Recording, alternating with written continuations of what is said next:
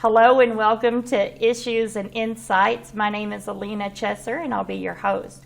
It's Fire Prevention Week coming up and Deputy Fire Marshal Tommy Crane is back with us to share some information. Welcome back. We are so glad to have you. Last time we spoke about summer safety and heat.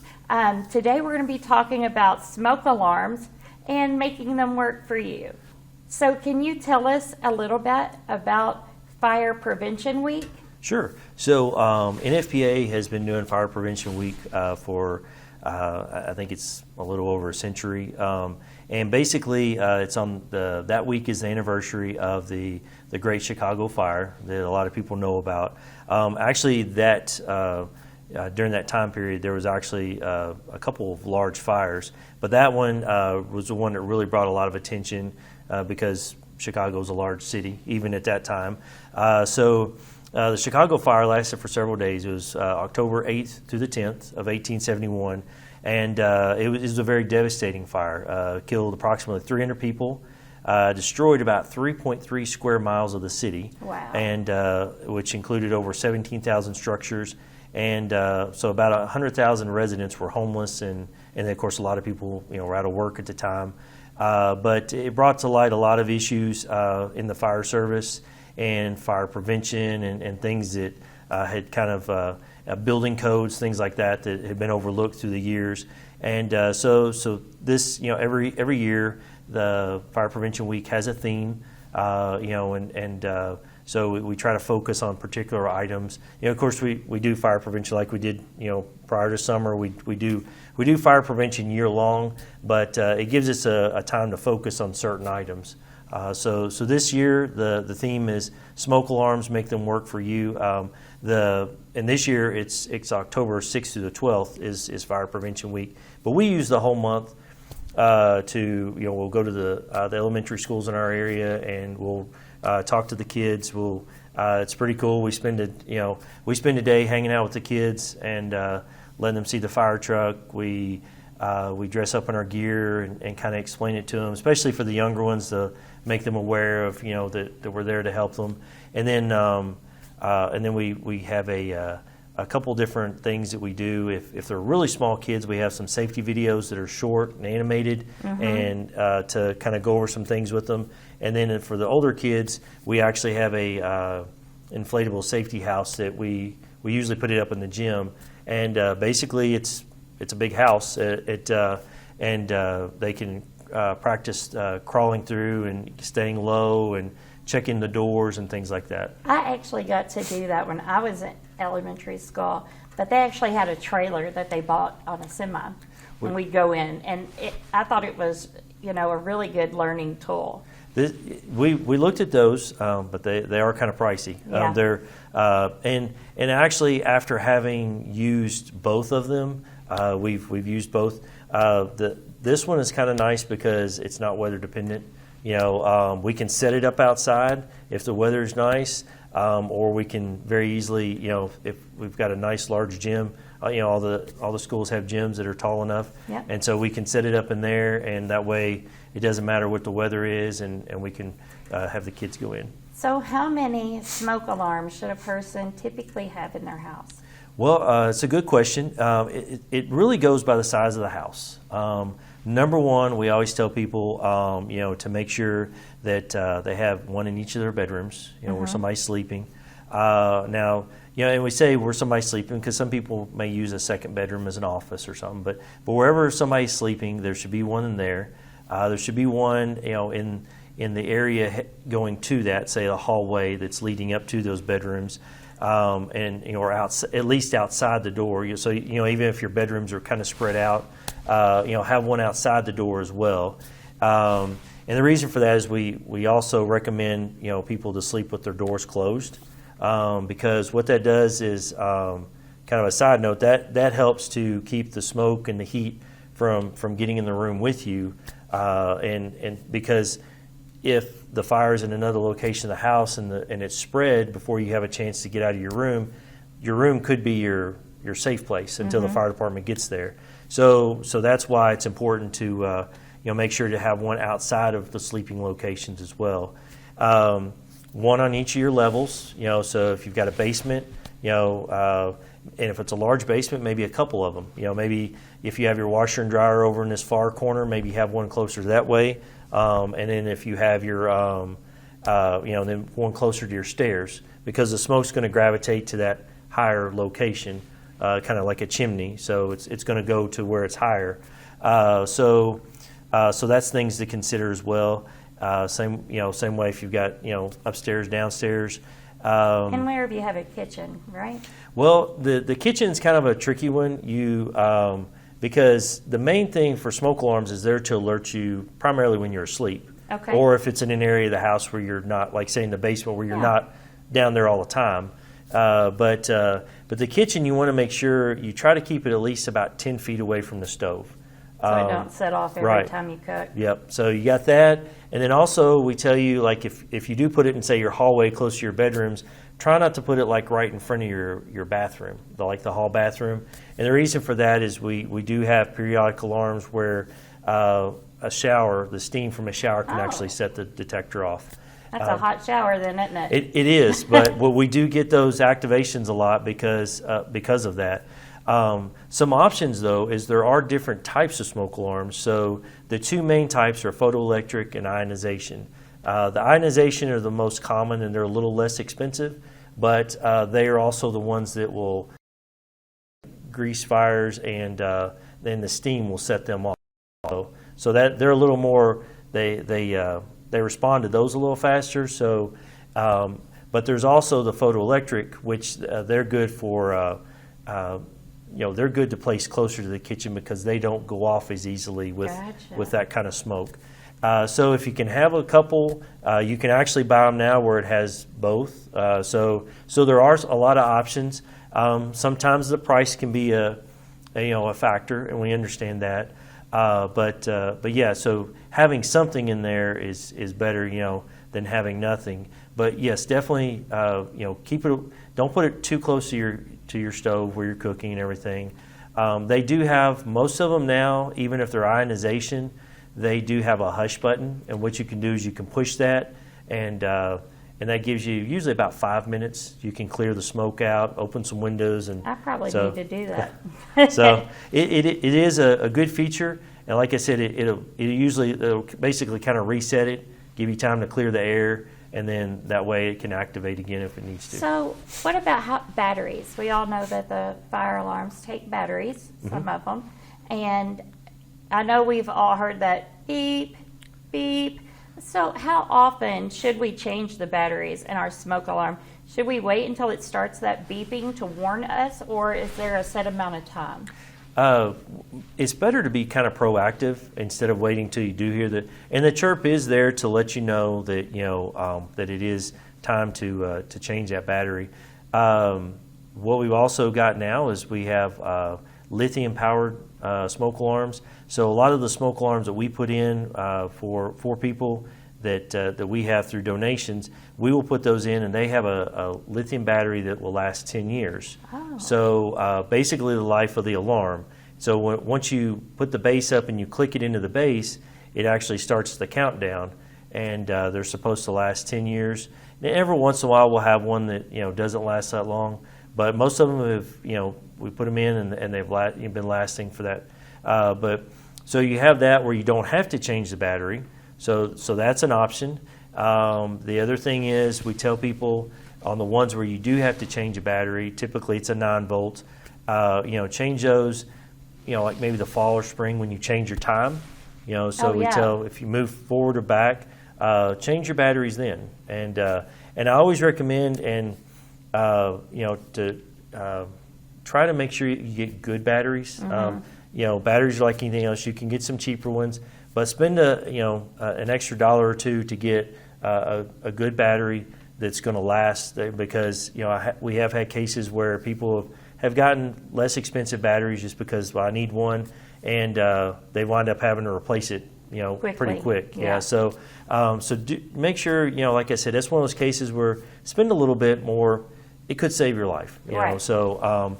But yes, definitely make sure you're changing the batteries at least once a year, and even if it's electric, most of your electric ones all the newer electric ones have a battery backup. Oh, so okay. should you So use, something goes out. right. So say a thunderstorm, power goes out for a while. That's smart. Yes. So they did that.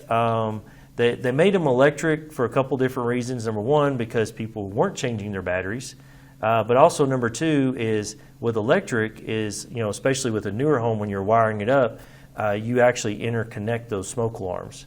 So if one goes off, they all go off? Correct. So if the one in the basement goes off, then it's going to set the one up in your bedroom off. Oh, that's good. And the reason for that is nowadays you only have about 2 to 3 minutes to get out of your house quickly and safely.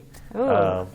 And a lot of it is not the home itself, because we've actually made our homes a lot safer with the way we've built them, but some of it is, a majority of it now is our furnishings. We don't have solid wood furniture like we used to. We have a lot more press board, things that has the smaller particles, glues, plastics, laminates. Our computers and everything have plastic housing. And so the way plastics and things like that burn, it changes. They burn more rapidly. The fumes that they put off are much more deadly as well. Most of your fires, your fire fatalities, are because of the smoke. So that's where, and the smoke is going to travel quickly through the house. Right. So that's why you want to have those smoke alarms to detect that smoke. And that's why you get low on the ground, too, when you're Yes. trying to get out of a fire. Exactly. So you want to get low. You want to remember, don't jump up, but actually, crawl out of bed, stay low, and we tell the kids, get low and go. Yeah. So those are things you remember. And touch the doorknob, right? So Yes. see if it's hot. Check the door. We always tell them check the door at the back of your hand, because that part is more sensitive than your fingertips. So check it with the back of your hand, and we tell them if it's cool, keep going, stay low, get out, stay out. And then, of course, if it's hot, that's where we talked about keeping the door closed, maybe putting something around the bottom edge of the door to keep anything from coming up inside, and then go to your window. If you can get out the window, that's great. If you can't, we tell people stay by the window and do anything they can to get our attention. Because when we pull up, we're going to make sure to see if everybody's out. And if there's not, then we're able to look and see. And that way we can get you a lot quicker than trying to crawl through your house and try to find where your bedroom is. So with that being said, I know that right now the burn threat level is kind of high because it's been dry. Mm-hmm. Can you kind of explain what those levels mean? Because I really don't know. I really don't. We don't focus on the levels too much. Mainly just if big thing is if the state the forestry issues like a red flag warning or anything like that.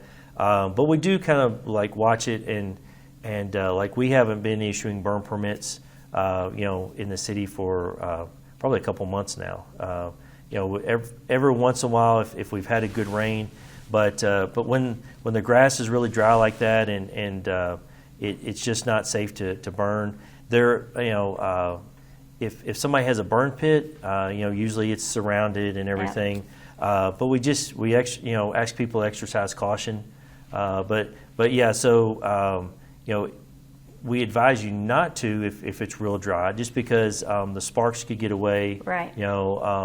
Not everybody puts a screen over their burn pit and stuff like that. Yeah. If you are going to burn, you can burn in a burn pit that's considered recreational. As far as in the cities, there's usually limits. We have ordinances and I think I know Vine Grove and Radcliff and E-Town have ordinances where it tells what you can and can't burn, even if you're using a burn pit. Like we won't allow you to burn leaves and grass clippings, and just trying to get rid of yard waste is what we discourage, because a lot of times it can smolder and smoke and become more of a nuisance than anything. And the cities have different services for that, like picking up limbs throughout the year, leaf pickup during the fall. So you have those opportunities because when you have a fire, basically the rules are you have to stay with it. You can't you can't start it and then go do something else. So it's actually a lot better if you can get it by the follow the schedule that the cities have out there for you, and then and just make sure that stuff is out close to the road. They can pick it up, and it saves everybody a lot of hassle that way. When we are talking about fires, So campfires and bonfires probably shouldn't be done when it's dry like it is now. Right, right, yeah. So, if you were to go out west right now, you went camping, you wouldn't be able to do a campfire. You know, Yeah. there's actually, you'll see a lot of the signs that say no campfires or anything right now in the west. And actually, we are approaching, not only have we had a dry summer, but now we're approaching the fall where in this region, the grass, the trees, they'll go dormant for the winter, and during that time they're going to be dry. So there are rules of then it gets into when you can, the time of day that you can burn, and then also how far away you have to be from the wood line and the structure. Yeah. Well, we always have the rules on the structure. You know, it has to be at least 50 feet from a structure at a minimum. So the wood lines come into play there because really any time of year, but especially during the drier season, because that grass and those small shrubs, those are where in this region where the fires really become a problem. So yes, we ask you to watch. And other things like just think about, is it a real windy day? You know. Because that would carry the ashes more. Yes, yeah, especially if it's a gusty wind, because it might be calm for a minute and then it just picks up and it'll blow those embers, and you could spread your fire, and then at that point it's not your nice little happy campfire or bonfire. Now it's a problem for your neighbors as well. So and a problem for the fire department too, because once it gets into certain areas, sometimes there's areas where we can't get a truck. We would have to do it on foot. So there's times where they can actually become difficult for us as well, and trying to stop them and alleviate that issue. So on that note, it's also going to be getting cold real soon, and that means we're going to be turning on our heat, right? Yes. Yep. Is there a way we should prepare for that? Because let me tell you, I smelt that where it's burning off the dust last year, and it was really strong, and I thought, oh my gosh, my heater's on fire. And so I called the fire department. It's like, I don't know what's going on here, but it doesn't smell good. So can you tell us a little bit on how we could prepare for that change? Well, so what you're talking about, yes, it is when you first switch to your heat, you do have that smell sometimes, first little while, maybe a day or so that you're going to smell it. But that should go away. So if that smell does not dissipate, yes, definitely feel free to call. We have tools that we can use like thermal imagers and stuff to try to help and see. But the best thing you can do is to kind of prepare is make sure you're maintaining your furnace, your fireplace, whatever you're using. Make sure that you're maintaining it. If it's a fireplace, make sure your chimney is clean. A wood stove, your stovepipes are clean. You don't want that creosote to build up. Yeah. There are professional chimney sweeps. Obviously not as many as there used to be, but have somebody inspect it and check it out. Make sure you're burning clean wood, things like that. You're not burning anything that's too green or damp. Make sure that as far as a furnace, you're changing those filters regularly. That's going to help with your efficiency anyway, but also it puts a strain on the motor and just things like that. So yes, make sure you're maintaining it, changing the filters, and if you're using space heaters, the space heaters are real popular during the changing months. When it's cool in the mornings but not in the afternoons, kind of thing. So the main thing with them is, remember, space heaters need space. So 3 foot. Try to make sure they're on a level surface. You don't put them on a stack of boxes that kind of wobbles or whatever, or something like that. What about or can get knocked down. Carpet? Yeah. Carpet's fine. Space heaters, the way they're designed, they're actually very safe. Oh, okay. All the modern space heaters have things like thermal switches that'll shut off once they reach a certain temperature if they get knocked over. A lot of them have a tip-over protection, so if a cat or a dog or a child bumps it, knocks it over, it won't sit there and stay on. It'll actually tip off as soon as it gets knocked over. Well, that's good. So, and those are good features. We've done training, like for investigative type stuff, and you really have to make the space heater fail, and you have to do stuff. The problem with the space heater is not really the space heater itself. is a majority of the time it's either we've plugged them into extension cords or power strips, and the problem with that is space heaters pull a lot of power. So that coil is just basically, it's an electric coil typically that's getting that heat from the electricity. So it's building up, but a lot of what it is people will put them too close to combustibles, things that can burn like paper or so the space heater itself has a certain temperature it shuts off, but if it tipped over on say a couple of Walmart bags that you have, their temperature is actually their temperature is going to be a lot less than what the temperature of the space heater was shut off. So you could actually start to melt those bags, and if there's something close, then that could start a fire. And that could be probably a little toxic, I would think, plastic burning. Yep. It's the combustibles is what the biggest thing with space heaters is that, or like I said, people plug them into, we'll use extension cords and things like that. So those should be plugged right in the wall. Okay, well, we got to circle back to the plug-ins because Halloween is coming up, so we need to talk about safety. Halloween decorations, Christmas decorations, you name it. And I think we've all seen movies where there's like 10 plugs in one outlet, or an extension cord plugged into a power strip, plugged into, whatever else.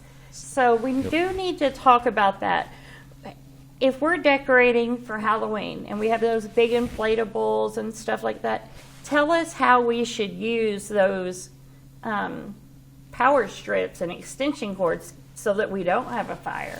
Well, the funny thing is some of those movies, there are some real life incidences where there are some real life Chevy Chase instances. So, but yes, so Halloween has started to the past decade or so has become almost as decorated a holiday as Christmas when putting the lights and displays. And some things to remember there is just like your Christmas lights, because most of your Halloween lights are similar, just different colors, is make sure that when you're getting them out, the cords are in good shape, because most of the time they're outside, so they're outside in the elements. So make sure that from year to year they're in good shape. You don't have any, if it's older style bulbs, they're not busted, everything's tight. LEDs still the same. Make sure you're looking to see how many you can plug in. LEDs, you can plug in more strands than you could the older ones, but make sure because they still have a limit too. Make sure when you're hanging them, you're not using a staple and driving them through the insulation of the wiring. Make sure that you're not hanging where the wiring is going to get damaged. Where you plug them in at, if you plug them in outside, making sure that that outlet is in good shape. Make sure that if it's a GFCI outlet, the newer, all the modern outlets outside are like that. Make sure that it's working. It has a test button, you can test it. Older houses, you might not have that. If you have a house that's in the 60s or something, you wouldn't. But make sure that the outlet is in good shape. Nothing's loose, nothing there. Make sure if you're using extension cords outside, which you can use those for temporary use. Make sure that they're good extension cords. They're not damaged in any way either. When you're setting your decorations up, of course, with Halloween is that fall time. So if you're using say straw bales, corn stalks, anything like that, make sure you're not getting them where they could catch fire because they're dry. So I know a lot of people wrap porch posts with corn stalks and then maybe put a couple of bales of straw out for part of their decoration. When you're doing your pumpkins, your jack-o'-lanterns, use LED lights instead of candles nowadays. Now, that reminded me, I didn't even think about that, so that's a great option, really. So along with that, Christmas trees. Some people are even putting up Halloween trees. They're keeping their tree up year long. So at our house, we use a fake tree, right? I like them because you can pass them down and I don't have to worry about it, falling apart. And Right. So pine needles on the floor, the whole deal. Right. So is it better to use a live tree or a box tree? It's really a matter of preference. Okay. The live tree is basically, it's a matter of maintaining it. Okay. Making sure that it always has adequate water in the little well down there. Basic rule of thumb is the needles. If you can, if you pull your hand across the branches and you have, needles a bunch of needles fall off, Yeah. then you know that it's getting too dry. Okay. That's your rule of thumb, is those, you shouldn't have a bunch of needles falling off. Yeah. And remember, when you first cut it and you first get it home, it's going to use a lot of water at first. Yeah. But and then just make sure you're maintaining it. But yeah, definitely. The live trees are good. Now, there are a couple instances where you cannot use a live tree, and places like churches and schools, places, nursing homes, places where there's a large amount of people. So basically, what we call an assembly area. So those types of areas, But for residential, your home, the best thing, is like I said, make sure you're checking the water daily. Make sure there's no brown, it's not turning brown or getting brittle. I always have used a fake tree because I know that we've seen movies where the tree catches on fire. And it is, yes. That is scary to me. It can. There is a video that that they've done to demonstrate, to show how rapidly a dry tree will ignite and will so and it changes. It speeds up rapidly compared to just just a normal. If there was a house fire, it changes the dynamics immensely. But yeah, so it will go up very fast, and it can make a big problem for you. So make sure when you're setting your tree up that you're keeping it away from, like, too close to your fireplace or anything like that. Make sure that if you're using live decorations, a lot of people will get fresh wreaths and fresh garland. That's a lot of people do. That's something else that could happen too. Yeah, definitely. Well, wrapping up here, I want to thank everybody who, is watching and learning safety with us today. And we're excited to hear more about Fire Prevention Week. I also want to thank all of the firefighters and first responders who do an amazing job at keeping us safe. And Deputy Fire Marshal Tommy Crane, I'm so glad that you came back and shared more information, and I'm sure we're going to get to see you again. Hopefully, yes. All right, thank you. Thank you all.